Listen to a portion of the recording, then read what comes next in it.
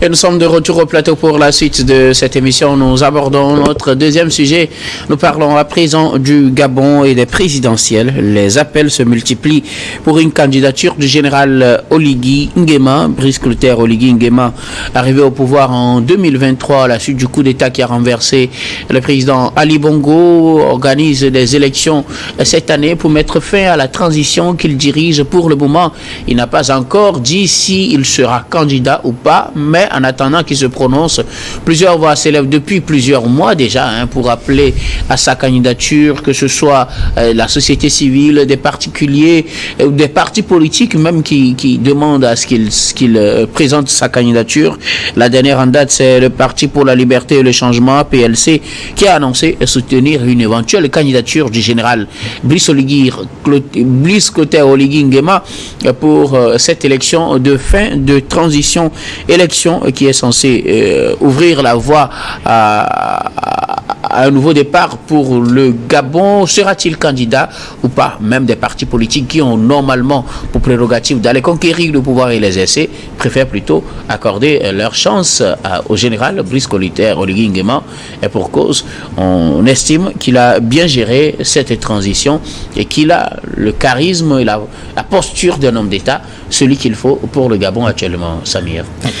Mais écoutez Guillaume, je pense que ce qui se passe au Gabon est très formidable. Vous savez, un comité pour la transition et la restauration des institutions qui a défini un calendrier au tout début donc de la transition, et depuis lors, ils ne font que dérouler de façon formidable les différentes actions qui sont inscrites donc au niveau donc de ce calendrier. Pour point phare, vous savez que une nouvelle constitution a été adoptée donc par voie référendaire et donc par la suite il fallait actualiser donc le code électoral qui est un instrument assez capital en termes d'organisation des différentes élections. Et donc le 20 janvier dernier également, à la suite donc des travaux qui ont été effectués dans le cadre de la mise en place d'une commission nationale qui a été mise en place de façon inclusive pour élaborer donc ce test-là. Ce test a été adopté également avec un certain nombre de réformes majeures, notamment la possibilité pour les magistrats et les militaires de pouvoir se présenter aux élections, notamment à l'élection présidentielle. Et peut-être ce qui est à préciser, c'est que on ne peut pas être militaire en même temps et se présenter à une élection présidentielle. Et le législateur a pris le soin de dire qu'en réalité, lorsqu'on est militaire et qu'on a des ambitions, puisqu'on est gabonais, avant que ces gens-là ne soient des militaires, ils sont gabonais. Donc, comme tout gabonais, qui nourrit donc l'ambition de servir son pays à la haute fonction, donc la personne peut pouvoir démissionner donc de son poste ou de sa fonction de militaire, redorer donc la chemise d'un civil, donc redorer le statut d'un civil, et de pouvoir réunir toutes les conditions qui sont contenues donc dans le code électoral et se porter candidat à l'élection présidentielle. Je pense que ça ne doit pas faire débat en réalité. Et que, quand vous prenez un peu débat sur ce plateau, c'est le sujet, c'est l'appui que lui donnent les partis politiques, les organisations de la société civile. Et beaucoup. Mais en réalité, les gens disent qu'au tout début donc, de la prise de pouvoir, notamment par ce coup d'État militaire, il avait donné sa parole qu'il allait mettre en place tout ce qui était nécessaire et dans 2 ans pouvoir passer la main aux civils, donc laisser le pouvoir et comme vous savez qu'en réalité nous sommes régis par les tests, dans le cadre des sociétés modernes dans lesquelles nous sommes régis par les tests, et comme la charte de la transition ne dit pas clairement, il n'y a aucune disposition au niveau de la charte de transition au niveau de Gabon qui interdit les membres donc de cette transition de se présenter à une quelconque élection. Donc si les membres de cette transition nourrissent cette ambition de pouvoir se présenter à une élection présidentielle, s'ils réunissent toutes les conditions définies par le législateur au niveau donc du code électoral, je pense que c'est une bonne chose. Mais ce qu'on peut déplorer, et j'ai toujours dit cela, je pense que nous sommes arrivés à un niveau donné au niveau de nos démocraties, au niveau de l'état de droit dans nos pays africains. Il est inadmissible que nous puissions instrumentaliser la population avec les différentes marches qui se multiplient pour appeler Brice Clotaire Oligui Nguema se présenter. Dis donc, nous sommes dans quelle ère? On ne peut pas dilapider les ressources publiques comme ça. Parce parce que nous, en tant qu'individus, on nourrit les ambitions présidentielles. Mais si on nourrit ces ambitions, je pense que c'est normal. C'est-à-dire qu'il ne faut pas dramatiser les situations. Je pense que lorsqu'on est citoyen gabonais et qu'on a l'ambition de se présenter à une élection présidentielle, il faut réunir les conditions nécessaires. Il ne faut pas passer par les raccourcis, c'est-à-dire instrumentaliser la population après pour dire que, au fait, je voulais partir. Que c'est le général lui-même qui instrumentalise les partis. On en a vu. Vous avez vu ce qui se passe chez nos amis sahéliens au Mali. Vous avez vu ce que Assimi Goïta est en train de faire également, en dilapidant les ressources publiques, en mobilisant les femmes, en mobilisant les... Mais on a vu les mouvements qui se sont multipliés au Mali. Qui ont appelé M. Goïta à se présenter également. Et là, ça, ce n'est même pas encore le problème. Nous avons vu... On va être clairs les uns avec les autres. D'abord, on ne va pas faire de comparaison. Mais est-ce que ce n'est pas une réalité qu'au Mali, il y a également de ces marches qui ont été organisées? C'est à cela que je voulais arriver. Est-ce que quand les gens font une grève de la faim pour appeler le général Brice Clotaire Oligui Nguema à présenter sa candidature pour la présidentielle, c'est une absurdité. Est-ce que quand les gens manifestent pour que le président de la transition soit candidat à la présidentielle, est-ce que quand des partis politiques, comme je le disais tout à l'heure dans mon introduction, qui normalement devraient avoir pour ambition eux-mêmes d'aller à ces élections et de peut-être devenir présenter un candidat qui deviendra président de la République, décident de ne pas le faire et de soutenir la candidature du président de la transition, est-ce qu'il faut automatiquement voir derrière cela une manipulation? Mais, monsieur Guillaume, la réalité du pouvoir, la réalité de la pratique politique au niveau de nos pays africains, depuis l'accession de nos pays à la souveraineté internationale, à l'indépendance, a été toujours marquée par ces pratiques-là, un peu orthodoxes véritablement. Parce que vous savez, il y a des personnes qui sont censées incarner un certain nombre de valeurs étatiques et qui estiment qu'en réalité, eux, ils n'avaient pas la volonté de se présenter à une élection. C'est grave quand même. Eux, ils n'avaient pas la volonté de se présenter à une élection présidentielle et que c'est parce que vous avez vu ce qu'Alpha Condé a fait par le passé. C'est parce que les populations sont sorties marcher. Et c'est parce que les différentes organisations de femmes, les différentes organisations de jeunes, les partis politiques ont décidé de porter sa candidature et que lui, il a accepté allègrement se présenter à une élection. Pour le moment, le général n'a pas encore dit s'il sera candidat. Mais le schéma est toujours le même. On commence par... C'est purement de la manipulation. On va avancer dans les débats.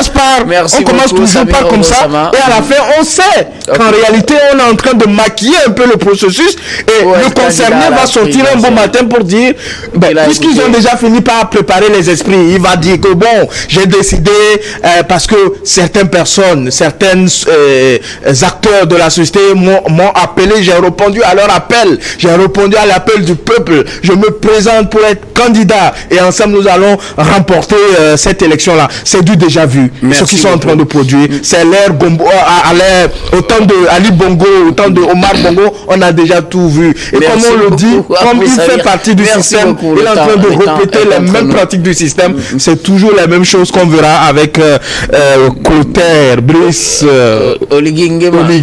Merci beaucoup à vous, Samir Ourossama. Dieu donne nous. Les populations ont manifesté pour appeler le général, le président de la transition à être candidat, des organisations de la société civile également. Même des citoyens l'ont fait, d'autres même jusqu'à aller faire des grèves de la faim. Et là, c'est des partis politiques qui se mettent dans la danse pour demander à ce qu'il soit candidat à la prochaine présidentielle. Ils estiment que pour le peu de temps qu'il a géré cette transition, il a montré qu'il est un homme d'État et qu'il pourrait bien gérer le Gabon. Non mais écoutez Guillaume, depuis 2023, l'un des coups d'État plébiscités sur le continent, c'est bien le coup d'État du Gabon. Oligui Nguema qui est venu dire stop à M. Ali Bongo qui voyait très bien son incapacité de gouverner, mais qui voulait à tout prix se donner la main au pouvoir. Mais il est venu quand même le sauver et tout le continent l'a applaudi. Et aujourd'hui, eh bien, il n'est pas que un bon faiseur d'un coup d'État, mais plutôt il a assumé ce pourquoi il est arrivé. Vous avez dit tantôt, et Samir m'a déçu dans la suite de son développement. Je m'attendais qu'il continue dans la même logique lorsqu'il prenait le temps quand même de lister les bons actes posés par ce monsieur. Alors, il y a de quoi qu'on trouve en lui un homme d'État. Vous l'avez dit tantôt, et j'ai l'habitude de le dire sur ce plateau, qu'aujourd'hui, le tout n'est pas d'être un politique.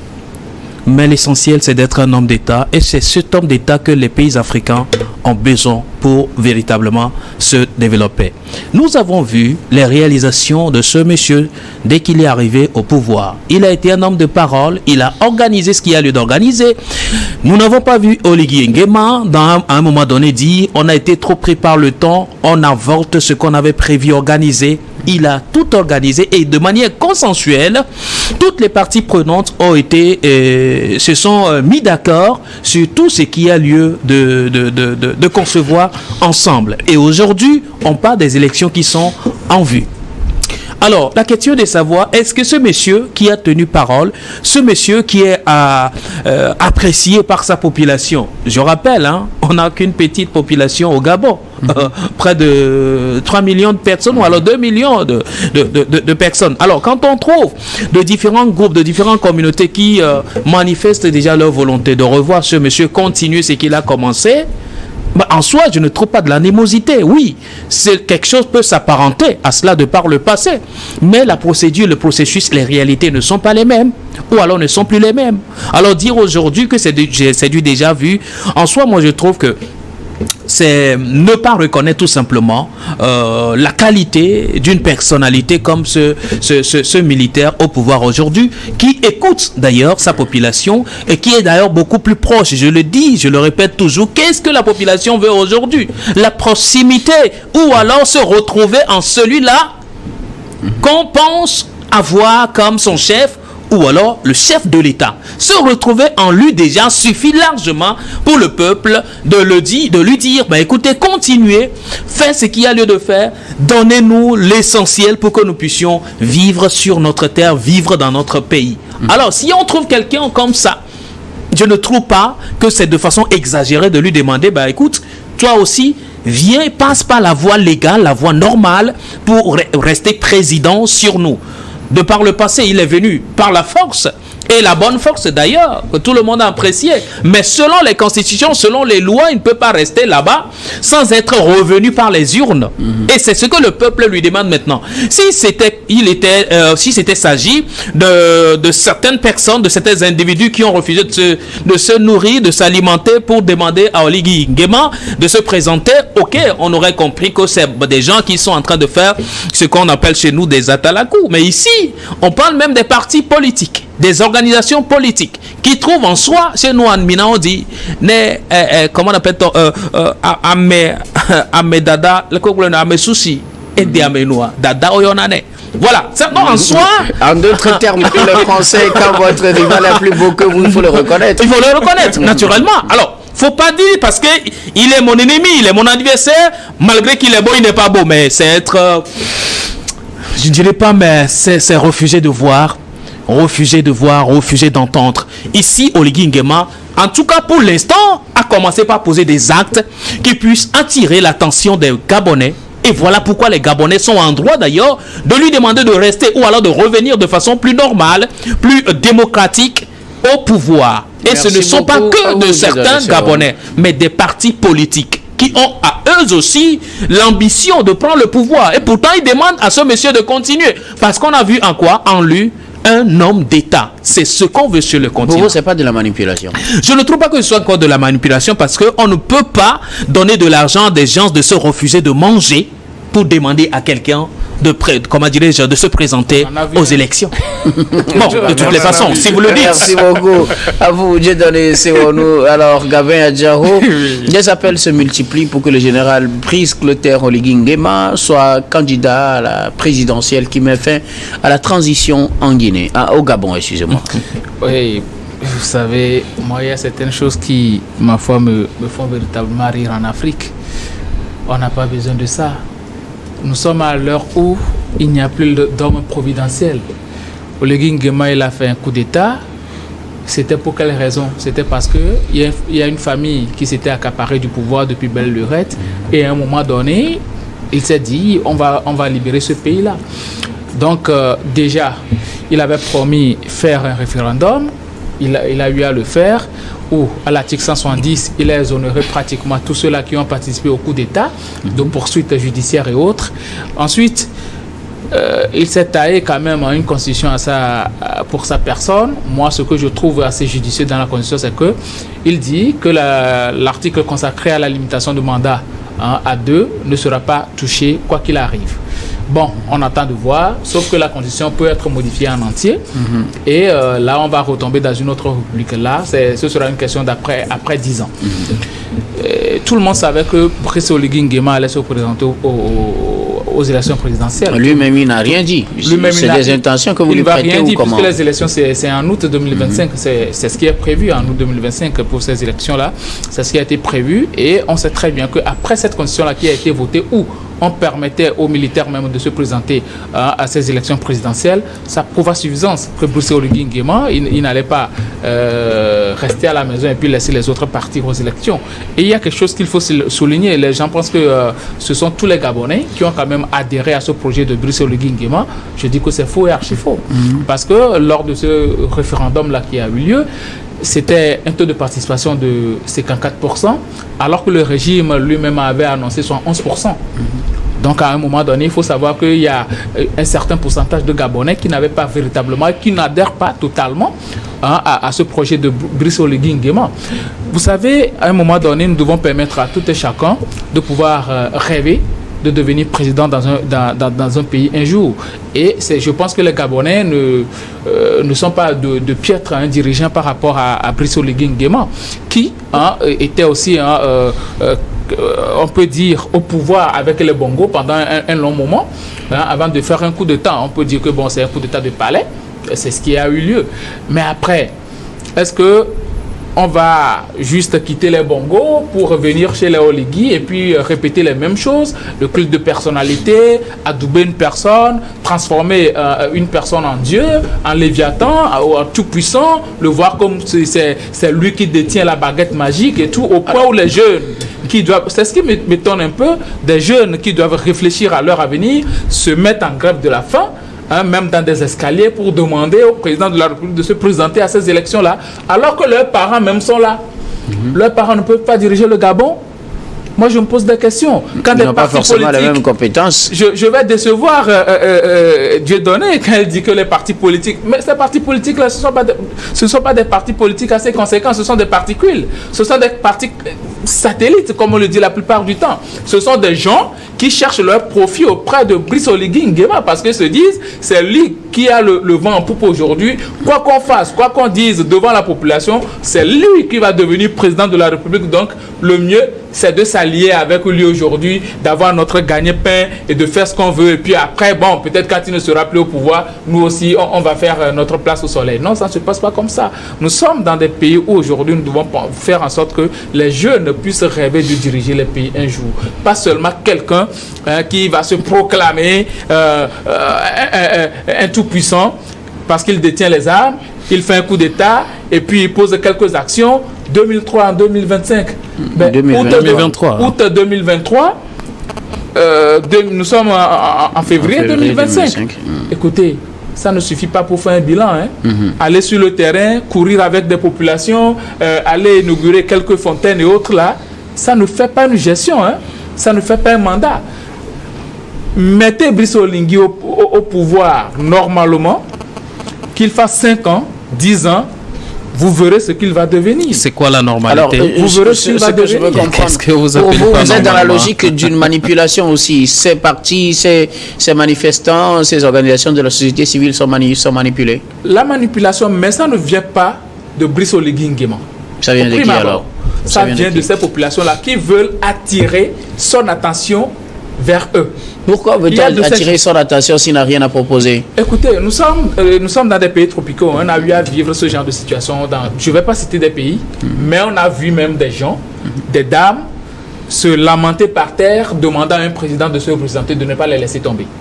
On en a vu. Alpha Condé, par exemple. Alpha Condé, bon, par exemple. Mais plus proche de nous-mêmes, on l'a vécu. Donc, on ne peut pas me dire aujourd'hui que ce sont des gens, non, Oligui Nguema ne peut pas rassembler toutes ces personnes-là et puis leur dire, puisqu'il sait déjà qu'il est adoubé par une majeure partie de la population. Donc, quoi qu'il arrive, quand il se présente... Il est adoubé par une majeure partie de la population. Bien sûr. Alors, pourquoi aurait-il besoin encore de manipuler les autres? Non, c'est pourquoi je dis, c'est pas lui qui manipule. Okay. Lui-même, en personne, ne manipule pas. Okay. Mais ce sont des gens qui font cela pour attirer l'attention de Brice Oligui Nguema envers eux. Okay. Et autour de lui-même, voilà, et puis autour de lui-même, il y a de ces personnes-là, parce qu'aujourd'hui, ils se disent, c'est notre boss qui est au pouvoir, il va rester, ça veut dire que nous aussi, on va rester et profiter de ce pouvoir-là. Donc, on va tout faire, mettre de l'argent dans la poche de ces partis politiques particuliers, comme moi je les appelle, de ces jeunes-là, pour qu'ils fassent grève de la faim, fassent des manifestations, fassent des t-shirts pour dire Brice Oligui Nguema est notre héros et tout. Alors là, il va rester au pouvoir parce qu'on lui met la pression populaire. Merci beaucoup. À vous, alors, je reviens à vous, Samir Rossama. La raison avancée par ces partis et ces personnes, ce groupe qui appelle à une candidature de Brice Clotaire Oligui Nguema, c'est son bilan.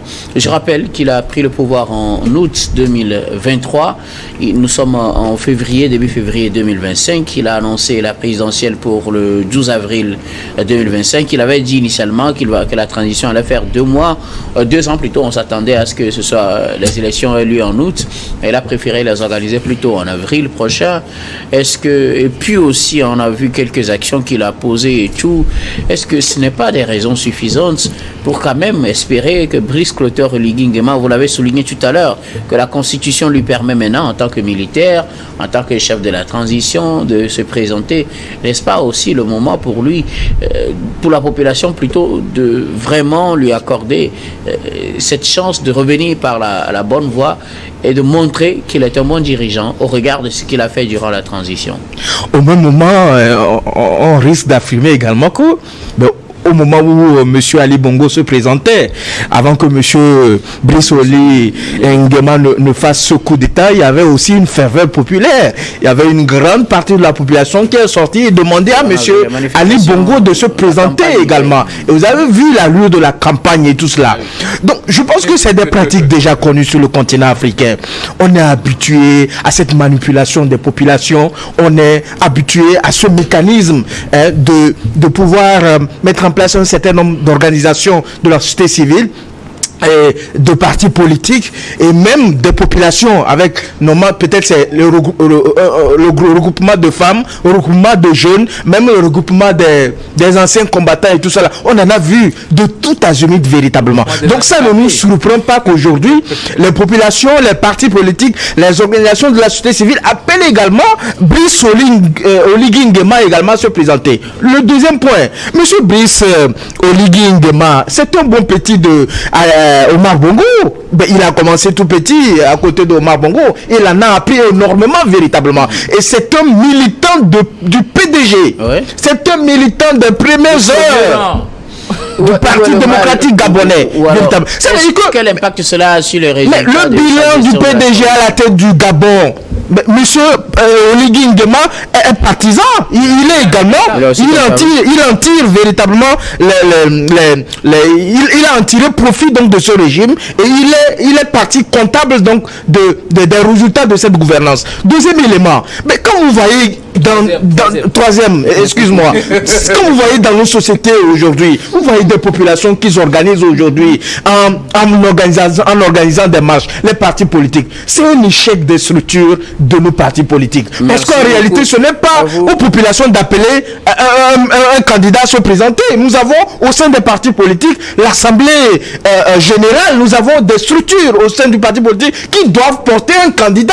Donc si on n'est même pas arrivé à une élection et c'est les populations qui sont... Mais vous imaginez le même problème qu'on a dénoncé, parce que qu'est-ce qui a fait que M.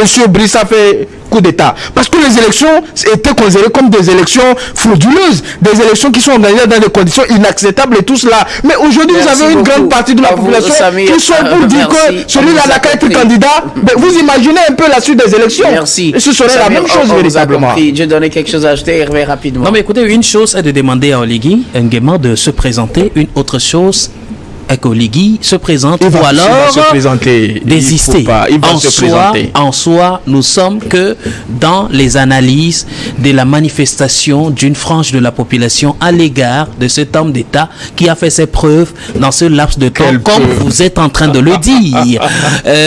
Comment il s'appelle Gabin disait tantôt qu'il n'a fait que de 2023 à 2025. Alors le mettant dans une bonne condition, il déconnerait. De toutes les façons, on connaît le pouvoir et les réalités du pouvoir. Mais pour l'instant, ce dont on s'inspire, c'est des bonnes actions posées.